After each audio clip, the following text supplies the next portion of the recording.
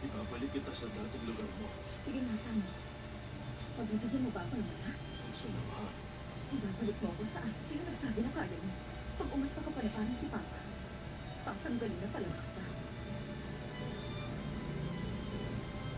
Bakit binigay mo sa akin ang latang mo? Sino nagsabi na iwan mo ako? Bakit umalis ka kaagad? Sino ba nagsabi? Sino ba nagsabi na pwede mo na akong iwan?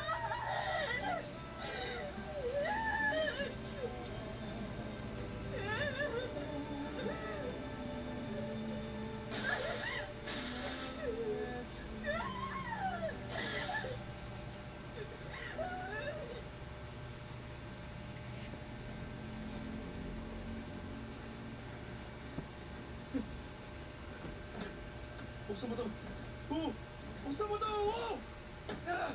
Di mo pwedeng gawin sa akin to! Mali to!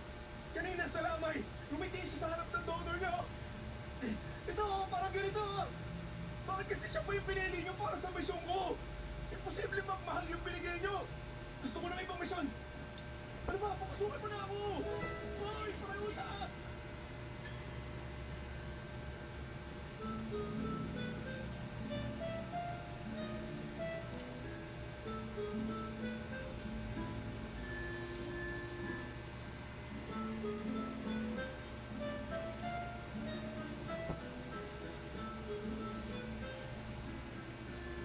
Umaga, sir.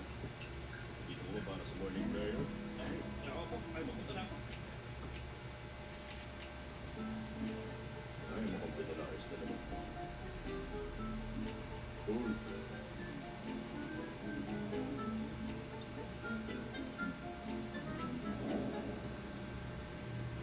Kumusta ka na? Ano na? Mamamatay agad ang tao kapag natulog sa malamig ng tao. Dito ko rin ba bilang tao? May special condition, kaya ka nandito. Madali na lang to para sa karanasan ko. Wow! Hindi. Konti lang ang panahon mo. Bakit ka tumatamboy dito?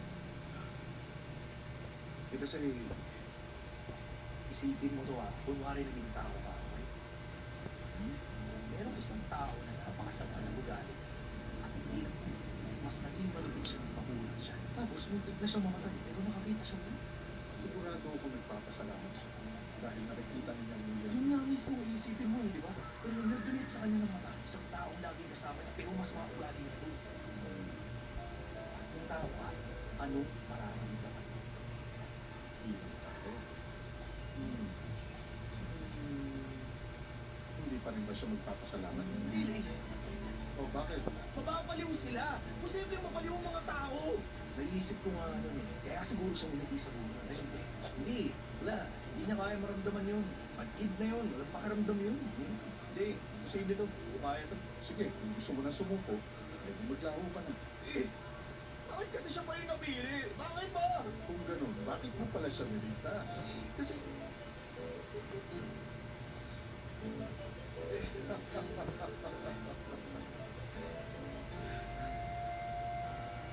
Bago pala ako umalis, gusto kong mag-mini.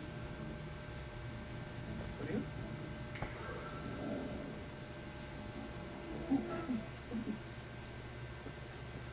Uy, uy! Nasaan yun? Nasaan ba?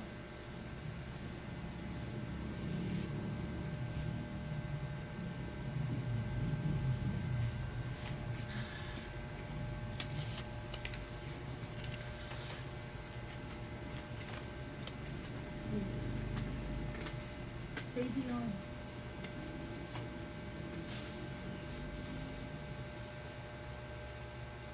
Iniwan na tayo ni Sir Joe. Kanina umaga.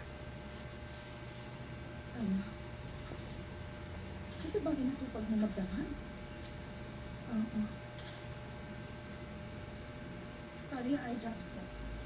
Nakapagpata ka na ba? Siyempre hindi. Kasi nasa akin pa. Ano bang ginagawa mo? Ikaw, ano ba sa tingin mo ginagawa mo? Halika dito. Mga mata yan ni Mr. Joe. Wala akong pake kung magutom ka, magkasakit ka o di ka makatulog. Nasa sayo na yan. Pero ingatan mo yung mga mata mo. Parehong galing yan kay Mr. Joe. Hindi ko naman hindi. Kung ganun, tanggalin mo yan at ibigay sa iba.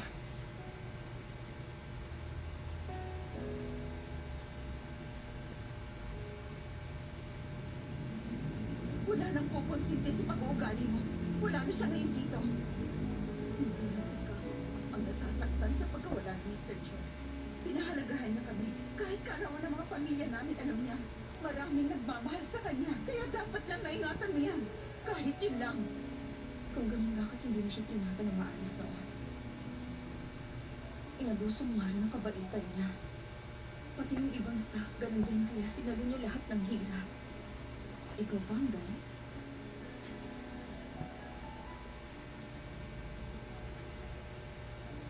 Salamat sa speech, ha? Naramdaman ko yung sinseridad niya. Nahirapan siya. Sa lahat-lahat, nahirapan lang siya dahil sa'yo. Sige lang, sabihin mo na lahat ng masasakit na salita. Total, ganyan ka naman talaga eh.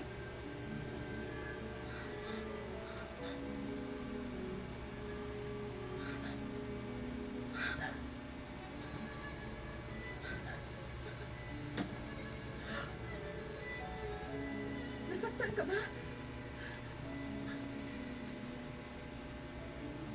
Hindi ko makalakad.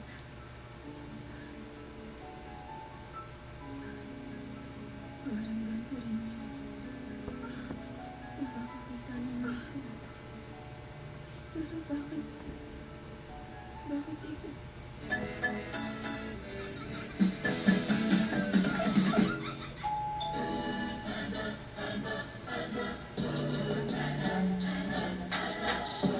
Groceries to your door. Worry no more. Food, Panda?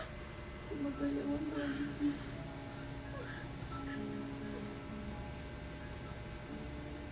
May psychological trauma siya.